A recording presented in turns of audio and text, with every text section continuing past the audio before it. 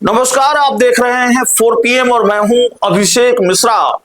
जिस भारतीय जनता पार्टी के बारे में ये चर्चा बिहार के राजनीतिक गलियारों में आम है कि भारतीय जनता पार्टी ने नीतीश कुमार के साथ खेला कर दिया है, बीजेपी ने नीतीश कुमार के साथ बड़ा खेल किया है और अब बिहार के मुख्यमंत्री नीतीश कुमार को दिल्ली भेजकर, राज्यसभा भेजकर बिहार में बीजेपी अपना वर्षों पुराना सपना पूरा करने जा रही है। उसी भारतीय जनता पार्टी को अपने दो सहयोगी दलों का डर सता रहा है, अपने दो सहयोगी दलों के खेल का डर सता रहा है।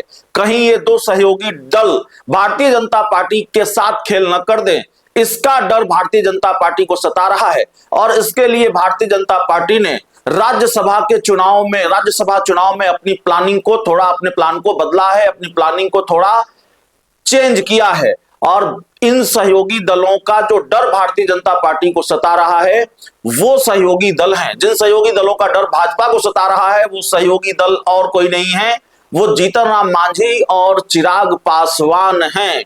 और इनके डर का असर ये रहा कि भारतीय जनता पार्टी ने अपनी ही सीट फंसा ली है और उपेंद्र कुशवाहा का रास्ता साफ हो गया है।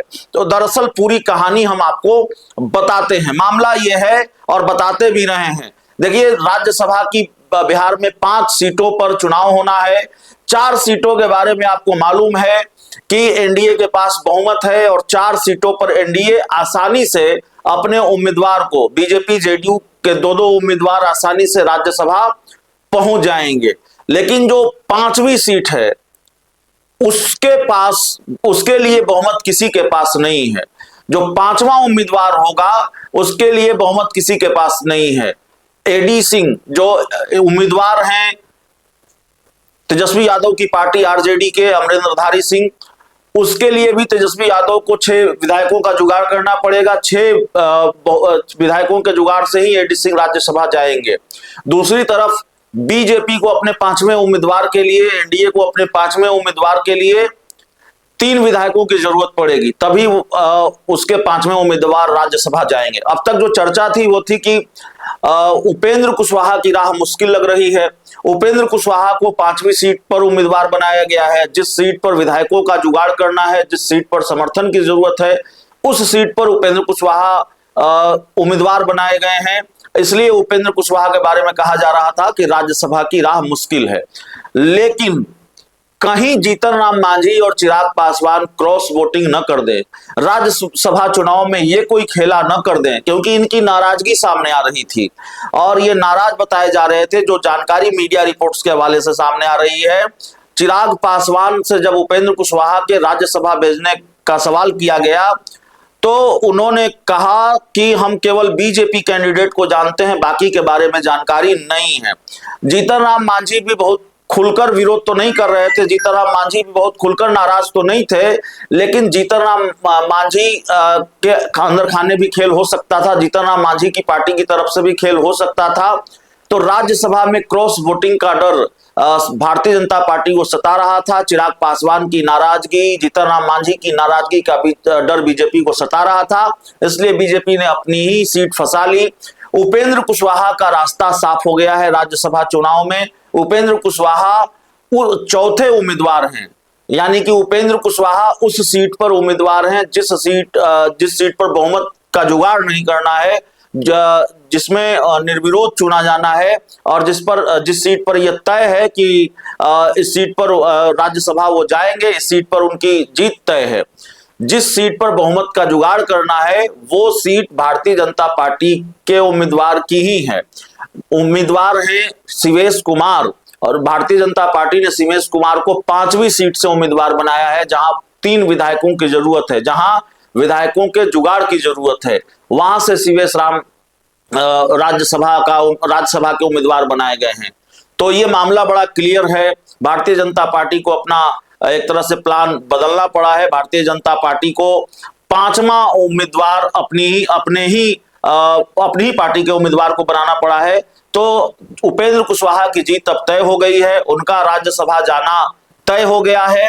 और दूसरी तरफ देखना होगा कि भारतीय जनता पार्टी को जो डर सता रहा है चिराग पासवान और जीतन राम मांझी के क्रॉस वोटिंग का, उनके खेल का, तो क्या वाकई एनडीए में ये खेल होगा? वैसे अब इसकी गुंजाइश बहुत कम है। भारतीय जनता पार्टी ने बहुत सोच समझकर शायद अपना प्लान बदला है और उपेंद्र कुशवाहा को चौथी सीट से उम्मीदवार बनाया है और शिवेश कुमार को 5वीं सीट से उम्मीदवार बनाया है।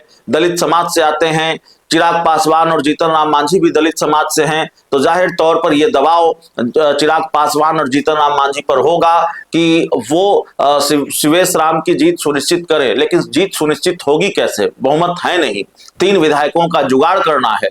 अब ये विधायक कांग्रेस से आएंगे कि ये विधायक एआईएमआईएम से आएंगे?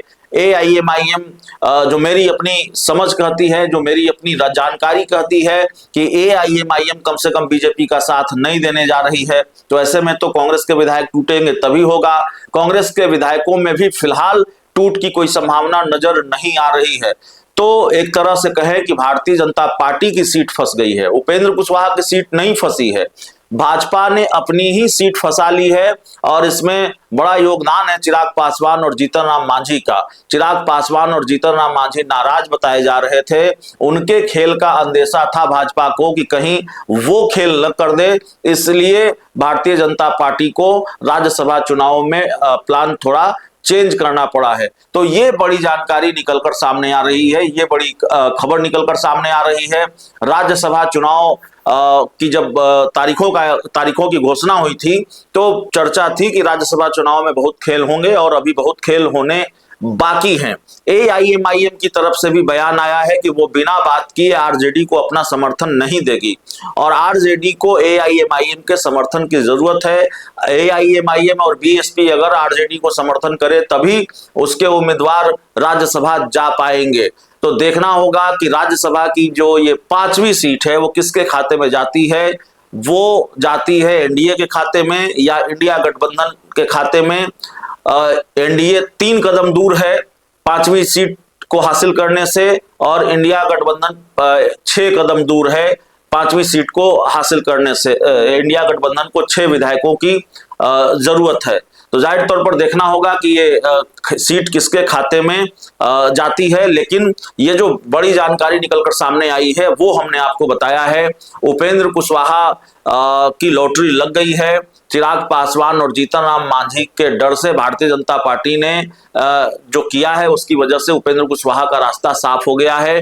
भारतीय जनता पार्टी की अपनी सीट फंसी हुई है। तो बीजेपी के कोटे से एक राज्यसभा जाएंगे सिर्फ नितिन नवीन या शिवेश कुमार भी राज्यसभा जा पाएंगे, ये देखना होगा। बहुत बहुत धन्यवाद।